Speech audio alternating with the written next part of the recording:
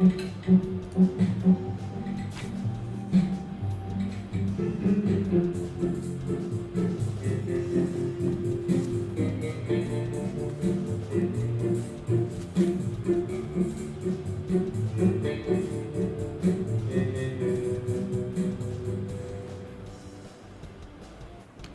is episode 530 on the 6th of June 2022. Let's start this episode by reviewing the movie Top Gun Maverick Part 2. Well, if you look at the movie from a general standpoint of view, it's what to expect from a Tom Cruise kind of movie, though we won't go into details about the actor. It's one of those action-packed, adrenaline-fueled movie, just as you would expect. What does it mean?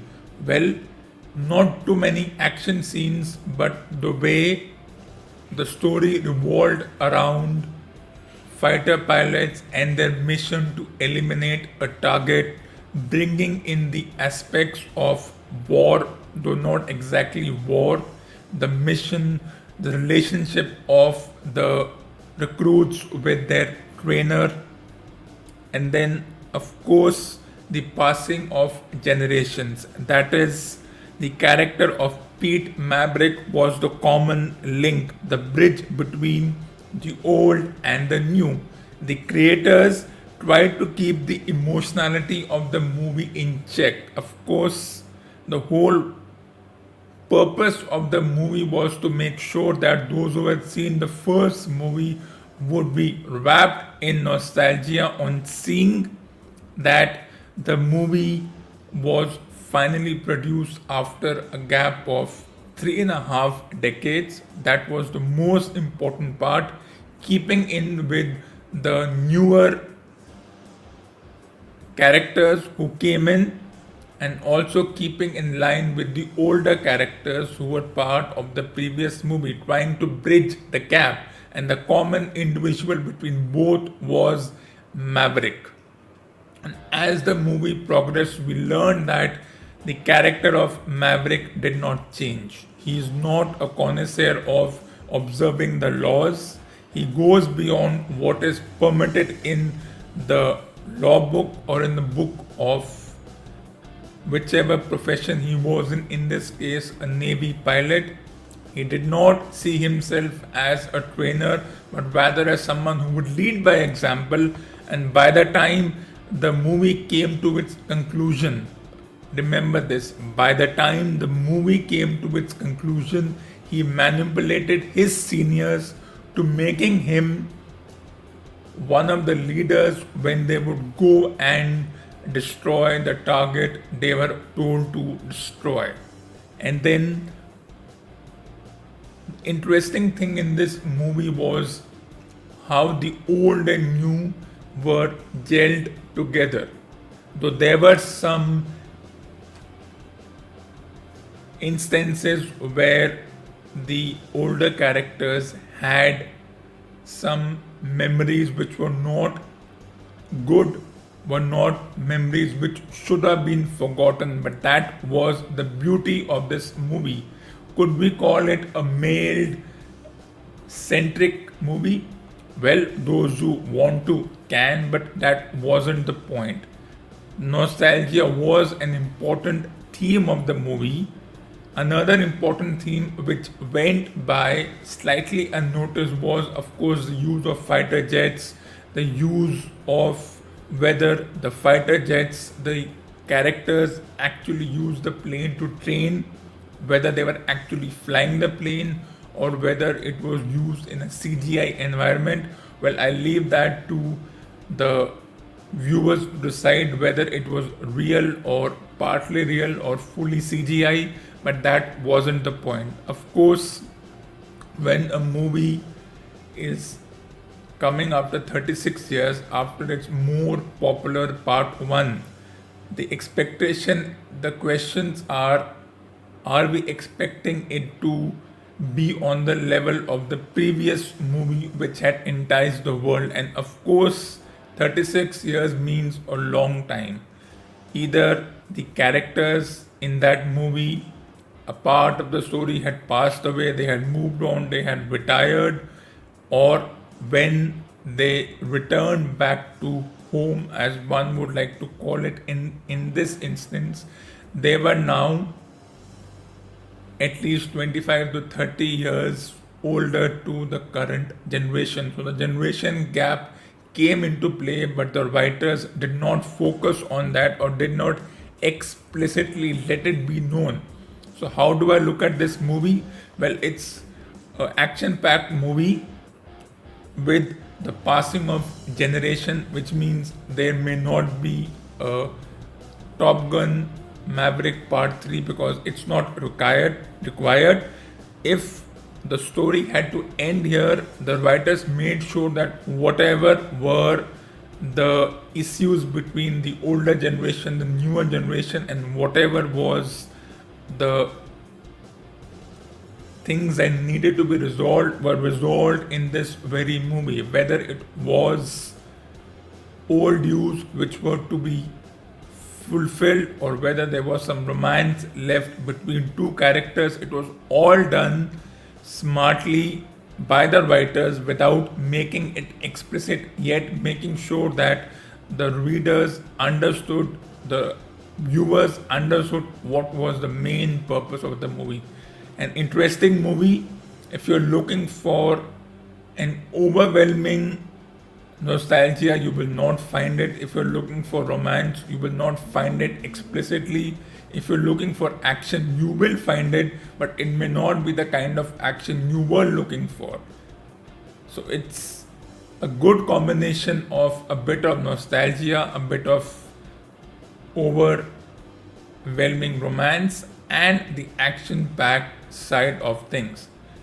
Let's move on to another interesting subject. Now, a former coach of the Indian team said that there is no need to have a 20-over tournament, that is the private tournament between countries, because no one remembers it. It just wastes time. It just takes away precious recovery time for most athletes. That was his main point. But then the question is, which has been floating around in PPED media, that is print, pseudo, electronic and digital media, is there too much of one sport being played? With reference to the 75 matches that were played between March and May as far as the National T20 Cup was concerned. Do we have too many matches? Well, that's a subjective assessment. I don't think we have too many matches.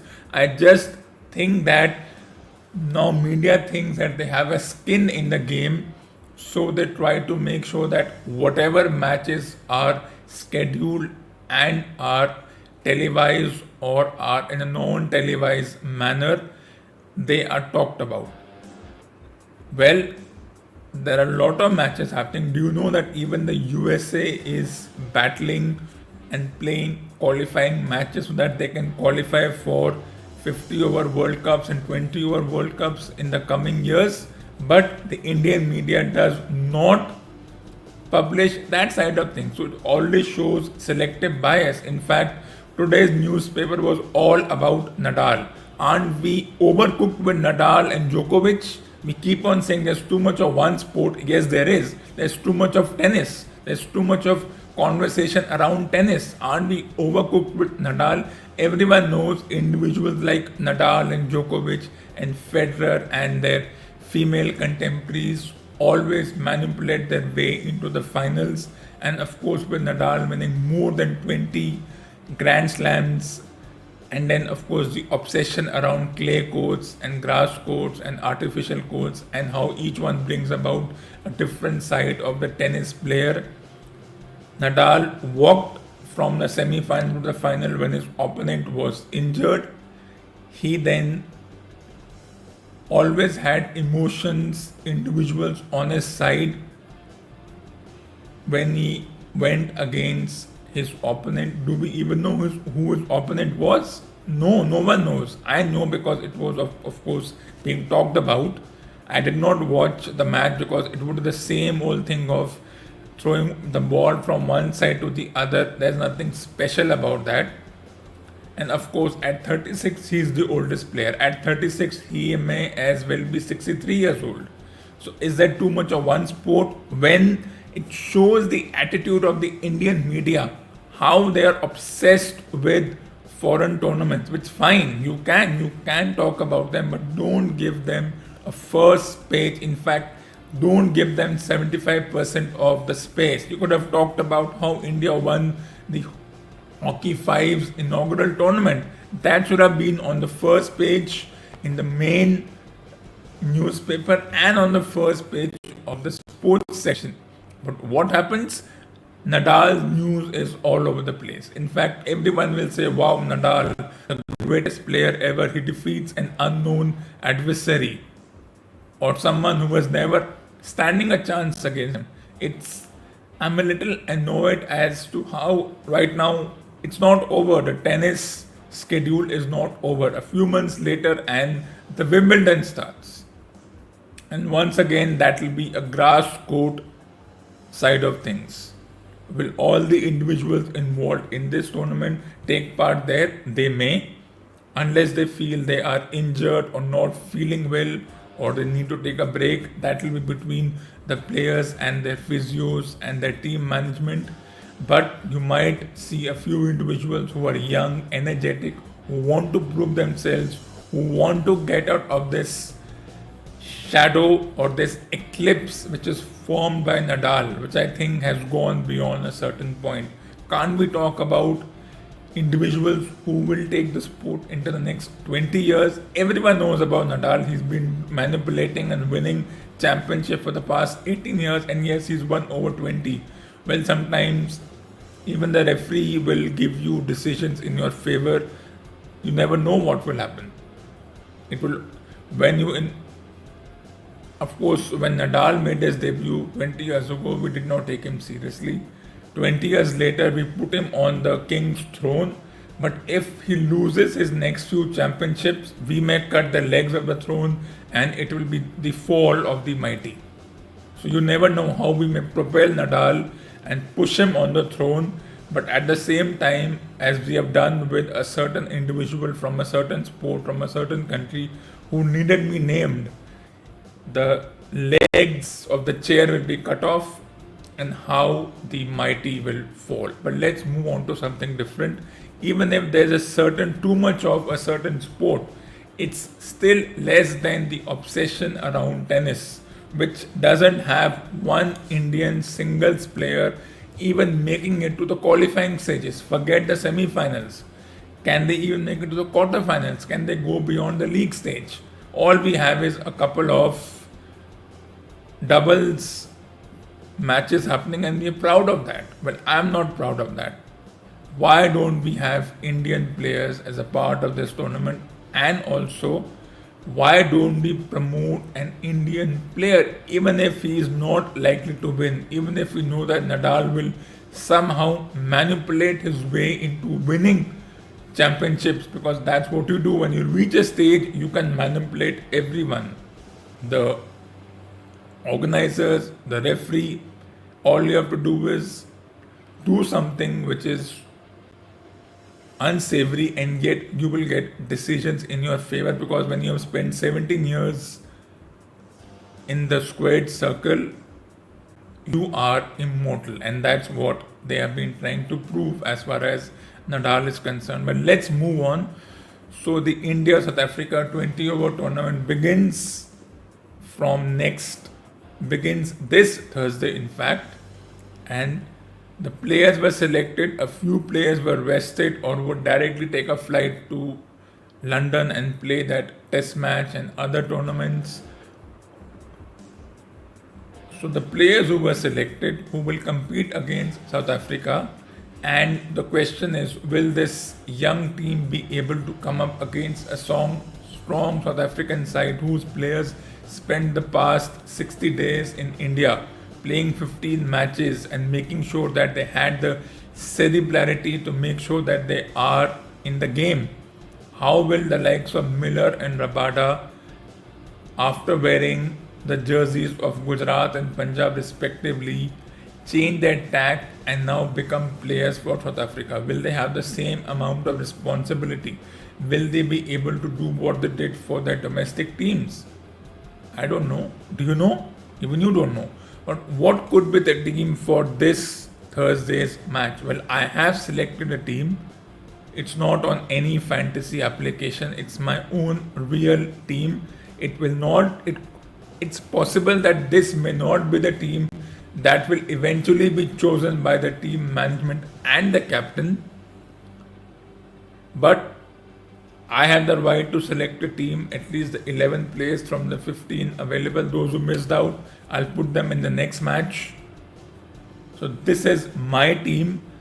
Rahul is the captain, so he has to play unless he's injured or something. And then comes the question, who should open with him?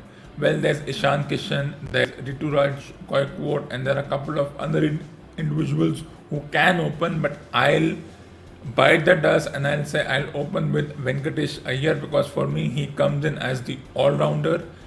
With number 3 vacant, I'll put Shreyas Iyer over there, and then I'll do another punt by putting Hardik Pandya at number 4. The role everyone says he performed with elan for his domestic team. Of course, there'll be controversies with Pandey at 4 because there are so many other individuals who can do the job, who are more pedigreed and talented. Well, maybe, but it's my team. I can put any 11 together out of the given 15, and this is my team, and I don't have to justify it.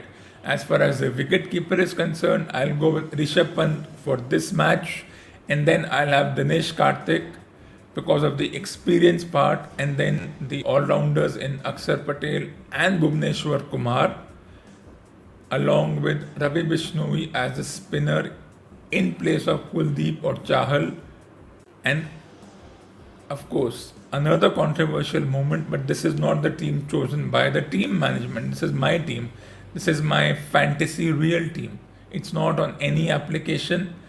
This doesn't affect the planning of the Indian team. Just for fun, I have selected a group of 11 players, and I think it's a combination of new and veterans in, let's say, Rahul and Bhuvneshwar Kumar. I would still count. I wouldn't go as far as to say that Hardik Pandya comes in the veterans category. Right now he's somewhere between veterans and new, so he's in that middle phase, so let's not go there. Rahul, probably veteran, but still a lot of time for him to develop his skills.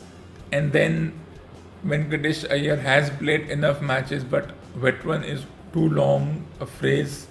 Rishabh Pant, let's talk about this individual. He was criticized for his captaincy in the match against Bombay, which Delhi lost, which they had to win to qualify for the semi-finals. Of course, the catch drop, the review not being taken, he was heavily criticized. And then ironically, a player who is now retired and now claims to be in the pseudo-expert category said that don't expect Rishabh Pant to be the anchor role, which means don't expect him to come at 18 for 3 and guide the team to 300 for 3 or somewhere like that. So this individual, whose name shall not be taken, I'll let you guess who this individual is. Say that Rishabh Pant is not the responsible kind of player. He's not going to play tuk-tuk. He's going to play slam-bang. He's not going to be that individual who guides the other players who did it before. In short, he is not going to do what Dhoni did in his latter part of his career. We didn't know Dhoni would do that. Dhoni was also seen as a slam-bang, six-hitting guy. But as he grew up, as he matured in the profession, as he became a veteran of the sport, he changed his tactic. So why can't we expect that from Pant? I think criticizing him for his captaincy for a domestic game is slightly going steps too far, a notch too far. As I said, it worked for Pandya, a bit of luck. So I wouldn't really see that as something special, but that's the point. Who will be the next captain? We'll discuss that on a later date. Let's not get into that discussion right now. So for me, Pant, can he be that individual who doesn't play slam bang all the time? Can we not stereotype him into that slam bang kind of a role? Well, that depends on him and the discussion he has with the team management. But at 24 and a half, you don't think too much. Well, you become savvy over time. You understand that exploding as an individual when you're unhappy with situations over time will not work. And once upon a time, we did not think Dhoni would do what Dhoni would do, and now Dhoni finds himself in the Hall of Fame. So let's give this individual another decade. If he could give Tendulkar 2.5 decades, Dravid almost 20 years, so why not be a little understanding? I won't say patient, just give him time. Yes, he's been there for the past 2.5, 3 years, and we haven't seen him hit a century in the 50-over format.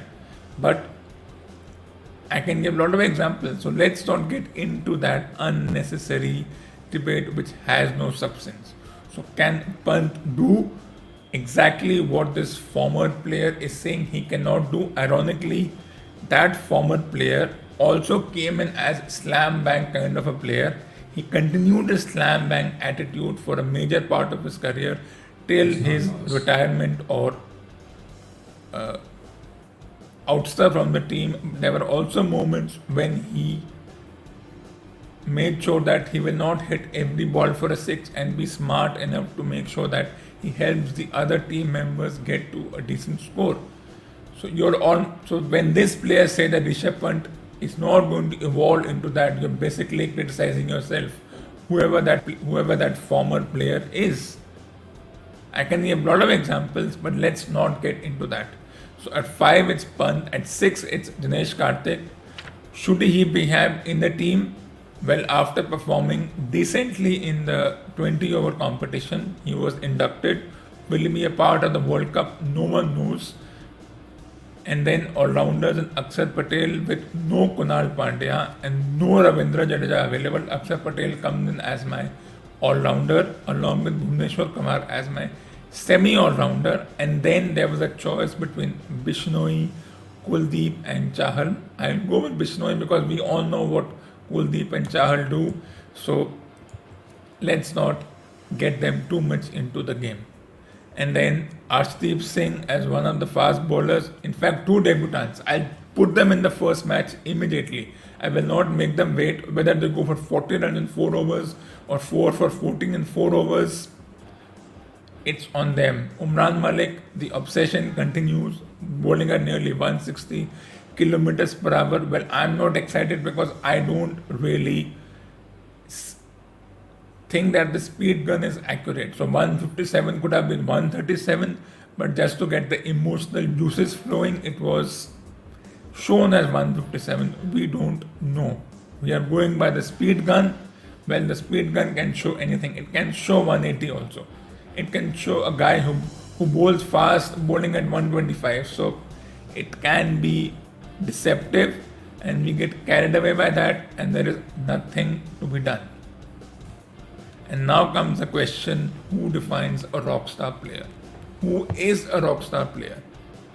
Well, in professional wrestling, despite having a good crop of talented wrestlers, we still want to go back into time, which is not possible, and be obsessed with the older players who spent over 10 to 15 years in the profession, in which Triple H is a recently retiree, so is Goldberg and Undertaker, with Lesnar and John Cena taking breaks and involving themselves in other business. So I read an article, or just a portion of the article, that Gujarat won not on the back of having a marquee player. What defines a marquee player? Who is the big gun? I don't know who is a big gun in these situations. There are no rockstar players. There are no players without pedigrees. Everyone is the same. If you are a part of a sports team or any team, there are no big people and there are no not so big people. There are no established names and there are no emerging names. Eventually, the established names have to give way to emerging names who, if they spend enough time and they contribute, will become established names. Well, Gujarat had a couple of decent players. Rahul Tewatia, for example, he's been a part of this tournament since 2016 or even before, but he was only noticed in 2020 after he won the match for, I suppose, Rajasthan. Yes, for Rajasthan. He has been doing it for so long, but nobody noticed him. Nobody took him seriously. Yuzvendra Chahal made his debut in fact, around 2010, 2011, but he was noticed for the first time in 2015, 2016. So the first 5 years for Chahal, for a Tewatia, for even a Rahul Tripathi were in the shadows of not being taken seriously. So they were already there. Tewatia had already established himself. Just because right now he's able to contribute with the bat and other things, he is now a rockstar player or could be a rockstar player. There are so many players who made their debut so long ago, but they were not noticed because why? They were 19-year-old kids. Shreyas Iyer made his debut in 2014. Mayank Agarwal made his debut in 2011. But Iyer, Agarwal were individuals he brushed past. Okay, they are there, but they're not that important and were only noticed around 2017, 2018. So it's our attitude, how we look at players, how we see that he made his debut right now, but he's been in the shadows and not a regular part of the team, which does piss me off, but that's the way things are.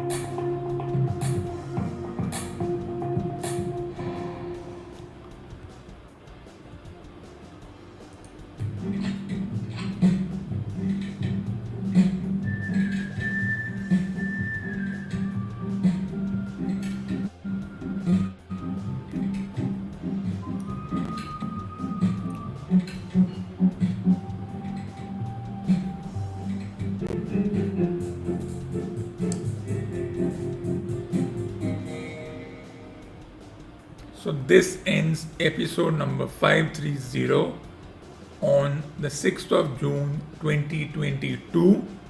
Stay tuned for the next episode on the 8th of June 2022 with episode number 531.